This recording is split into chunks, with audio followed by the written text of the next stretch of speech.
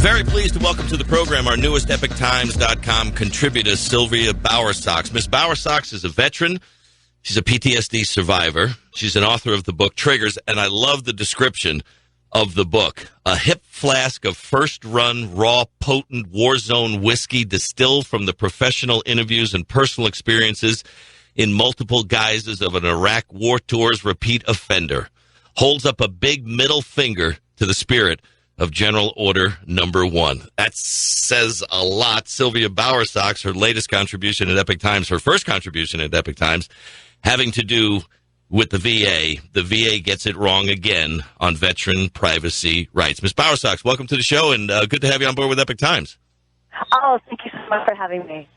Hey, can I start off, and in reading your piece about, we know so many failures in the VA, and we know so many failures with the Department of Veterans Affairs and the health system. You're a PTSD survivor, and I think for a lot of people that don't know of it, we hear about it, but I don't think people really understand it. It's like we civilians, we read and we write and we absorb all this information, and we think we know what PTSD is. But I think from a basic level, most people don't. Less than 1% of the people in this country serve in the military or have some connection to the military. And I don't think we really understand what PTSD is, other than what we're told by the media it is, and then how the politicians spin it up in their own way for their own benefit. So what is PTSD in your words, and what is it to be a PTSD survivor? Well, first of all, when you're in a war zone, and you're in a war zone as long as I was in, or it varies depending on who you are and what you experience. But there are certain things that you just have to adapt to, or you won't be able to do your mission. You have to deal with the fact that there are rockets coming across the Tigris 2 or 3 times a day. You have to deal with the fact that your translator was murdered by an insurgent. You have to deal with the fact that your convoy runs through an IED. You have to deal with the fact that you never know what's really going to happen. So your brain changes. Your way of looking at the world changes. So you can handle these things. So you can do your mission and survive. Now, fast forward, you go home. And that door coming downstairs is not somebody coming up to kill you, but your emotions, your hardwire believe it is. No one really is coming after you when you're driving, when you're walking around, but your feelings say that they are, and you have to be careful. The things that happen to you when you're in the war zone that you just dealt with and very often didn't feel much about, suddenly comes back to you in the middle of the night, and you wake up wide awake, certain a rocket's going to come through your ceiling. And it gets in the way, and that's what PTSD is to me. For people who work outside the wire, people who aren't in the green zone, and even in the green zone, you still have a lot of things that you have to deal with when you're in a time of war. I've had buddies that have been over in the sandbox that told me that it's the unknowns more than the knowns. Like if you knew there was a rocket coming in every day at 1,500 hours, you'd be like, okay, we're going to get shelled again. But it's you just don't know. Is it today? Is it now? Is it the next hour? How come it didn't happen today? It's got to happen today, but it didn't happen today. What's going to happen tomorrow? And their I don't say fear of the unknowns, but their reality of the unknowns was more unnerving to them than the knowns if you were going on a mission. Oh, very much so. Very much so. We used to say that whether or not you were going to die tonight was a 50-50. You had a 50-50 chance of getting hit. And those weren't good odds. You either were going to get hit or you weren't going to get hit, and you didn't know if and when that was going to happen. And that preyed on you.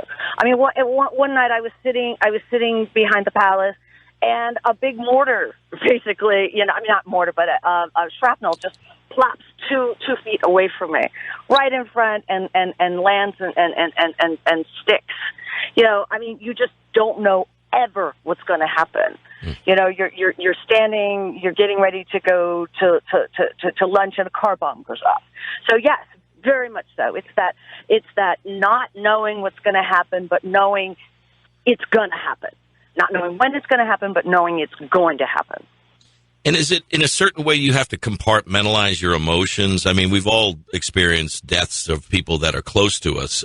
My mom died December 3rd, and I went back and I spent 4 days with her in the hospital in ICU, and then I was there when she passed away. And, you know, then it was a week of the family and the process and the grieving, and then you're on the plane flying home, and then you're in a comfortable environment, relatively comfortable environment, and you get a chance to grieve. You get a chance to process. But if you have a buddy that gets his head blown off, you don't have time to grieve because either A, you're on the mission, or B, you've got to be mission ready whenever they tell you. So you have to just kind of compartmentalize. Well, that was my best friend over here, and he just lost his head, and I got to do what? Okay, boom. So you really don't get a chance. So you're kind of building up all of that stuff that you never really get a chance to process in a war zone, but then you come back here, and then is it your mind and your body are just, it has to purge this?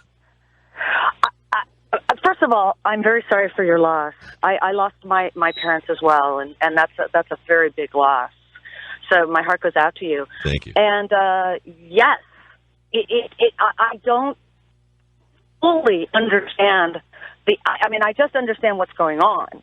That you're ready all the time. You're always jumping at things. There's the level where you just can't take it. And so that makes perfect sense. That yes, I mean for us, it was people would just disappear. And they're like, well, where'd they go? Well, they died. Well, what happened? They were killed. And they would just cease to exist. And you didn't get that chance to grieve for them because they just weren't anymore. And the shock, and then of course you were around all the Iraqis who worked with us in the palace and who worked on these missions, and they were constantly under horrible stress, and there was really nothing we could do for them, no way we could help them. We tried, and it was just so controlled, nerve-wracking chaos.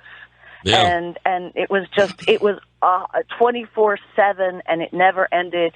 And you compartmentalize, like you said, you put it back there to where you could still function, you could still do your mission, you could still serve the country, you could still serve your buddy, you could still do what you're supposed to be doing. But it took a toll. It took a toll. After 3 tours in Iraq, you come back and they fly you over, put you on a bus, and you go home, and you close the door. What's that transition like from a war zone to peaceful? Is it peaceful? No. Well, first of all, it feels like you just... I can only speak for myself and the people that I've talked to, but you just feel like you... aimlessness. You don't quite know what to do, but you know you're supposed to be doing something. Right. And everybody is too loud, and everything is too in your face. Right. And yeah, I mean, it's just you're exhausted, and you're strung out as much as you possibly could be, and yet it's too quiet, and you just have nothing to do. And right.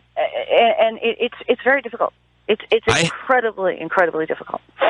I had post-traumatic Germany disorder. I was mugged in Dusseldorf. They came up behind me, knocked me out, split my head open. I had a TBI, 27 staples in my head. I woke up in a German hospital. Everyone's speaking German.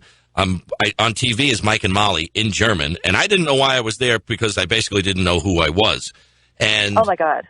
When this is long short, but I was in the hospital, I don't know, 7 or 8 days, and a friend of mine had to fly over and bring me back in a wheelchair. And when I got back, if anybody shot off a leaf blower, I completely came unglued. I would be out there going, shut that thing up, because there was just things that I were hypersensitive to that annoyed me before, but now completely just I would go apoplectic. Oh, Absolutely. And your emotions just go, they just go. And you're like, whoa, why did I do that? Right. But you just can't help it. You just can't help it. And the thing is, there's some level in your head that you're like, they should know better. They should do this to me. What are they doing? Right. Yeah. You're all over the map, man.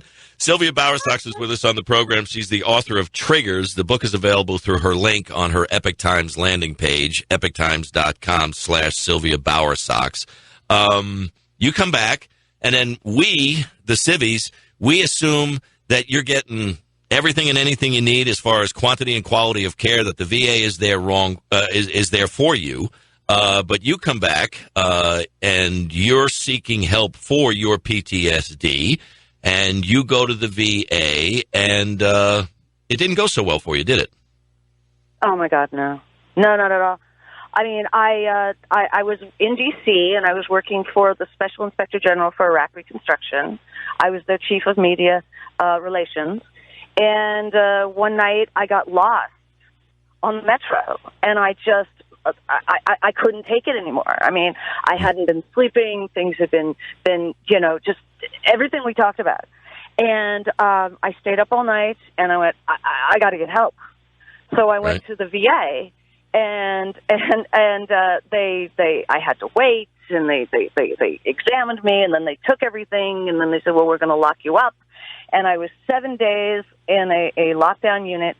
There's no air, nothing to do, and it was co-ed, and it was just the only thing that they did for me that was positive is I had a space to think, and that's it. And then I got sent off to a treatment center in the Midwest, where they decided I didn't have PTSD, but I had this horrible other mental illness, and they drugged me accordingly. And it just was one of the biggest mistakes of my life to go and say, I need help from you, VA. It was a huge mistake. Well, where else would you turn as a veteran but other than to the VA? So you go to the people that are supposedly there to help you, and then you come to find out in a conversation with a VA administrator that somebody accessed without your permission your private health records, that they were inappropriately accessed. These people had no right to look at your information. You started a bunch of phone calls and conversations to try and find out who this was and how this happened, and you got stonewalled by basically them just saying, this is privileged information, your information, as we are all aware, but the person who got your stuff illegally, they get protected because that's privileged information? You don't have the right to know who illegally accessed your records. Oh, no, and I was at my lowest point there because I had just gotten out of the treatment center. I was overly drugged and confused, and I was like, what's going on? Why did they do this? Who's doing this? What's happening? And they would not tell me. They would not say anything. And it's just it's a pattern. They have the protections, they have the rights. We do not. And for all of what I have been able to find in my research, when VA employees are caught doing this, I was not able to see anything about punitive punishment. I mean, the best that I was able to find is they got leave. They were put on leave paid or leave. Transferred. Yeah. Nobody was fired. Nobody was punished. I don't understand how this has been allowed to happen and continue to happen.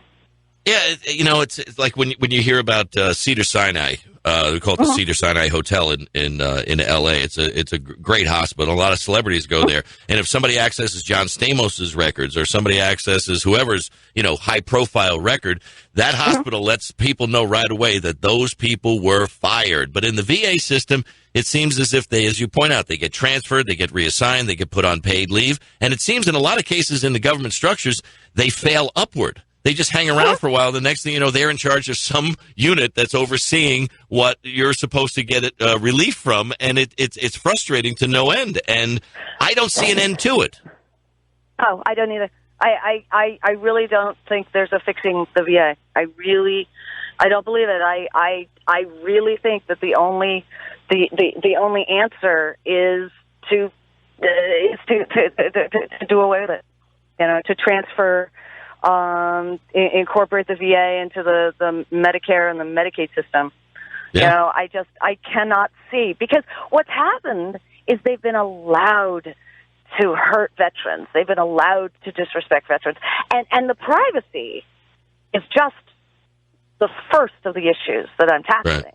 There's so many others, where veterans are they die because of neglect or because of bad treatments or because of malpractice.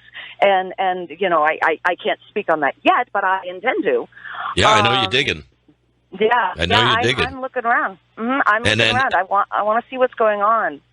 And I'm glad you're digging around, and I'm glad you posted it up at EpicTimes.com, because you're the real deal. 3 tours in Iraq. The book is called Triggers, folks. It's available through the book link on her Epic Times landing page, EpicTimes.com/Sylvia Bowersox. I love how you sign off on your piece there. By the way, the title of that, folks, is "The VA Gets It Wrong Again on Veteran Privacy Rights." You say they just don't care about veterans, no matter how much they say they do. And then you sign off with, "Oh, yeah, and thank you for your service," because that supposedly covers a multitude of sins and ills and wounds, right? If you just say thank you for your service, sorry we screwed you 23 hours and 59 minutes of the rest of the day, but we took at least a minute to say thank you for your service, and we feel better about ourselves for that. Oh, that's so true. And it drives me insane. It's just, it rankles me to no end when I hear that. Because it's like there are people that mean it. And I love that. But, most people, they don't know what they're thanking you for. Yeah, it's almost like Gesundheit, Yeah, pretty much, yeah. You sneezed, I say Gesundheit. You served in a war zone, 3 tours in Iraq, I say thank you for your service, and we're good, right? No, we're not. we got a lot more to do. Sylvia Bowersox, great talking with you. Great having you on board with Epic Times. Keep writing what you write and keep digging, and we'll help you make sure it sees the light of day. Oh, thank you so much. My pleasure. Check it out, folks. EpicTimes.com/Sylvia Bowersox. The book link is there. The book is called Triggers. Right back. Stick with us. The Jerry Doyle Show.